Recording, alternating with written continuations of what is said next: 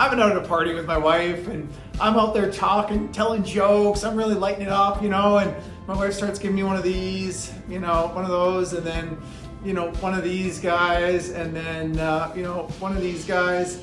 And I'm thinking to her, man, she's loving this. She's like, don't worry about the time, you're rocking, or you're killing it there.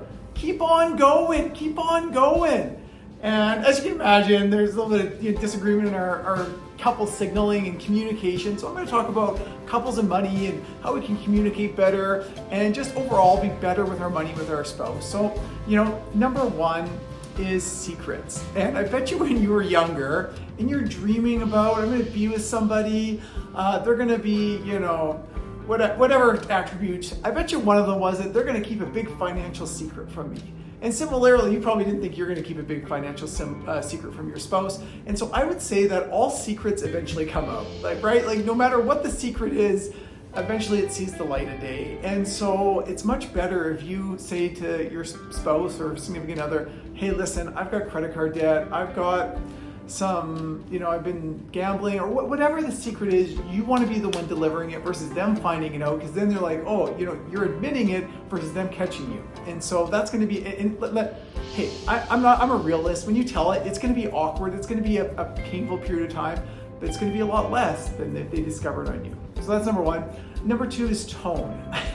And I've been in enough arguments that I know that some of the ways I approach things can feel attacking. And so I've got to change my approach.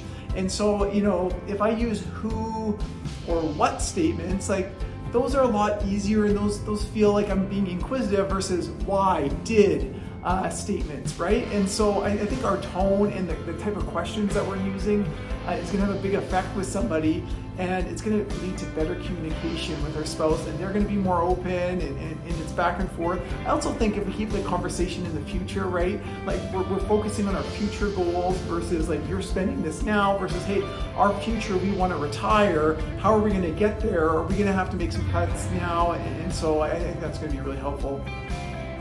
Number three is time. I'm a morning person, right? I am Mr. Chipper in the morning. My wife, not so much.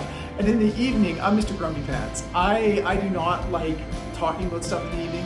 I want to go to bed. I'm not at my best.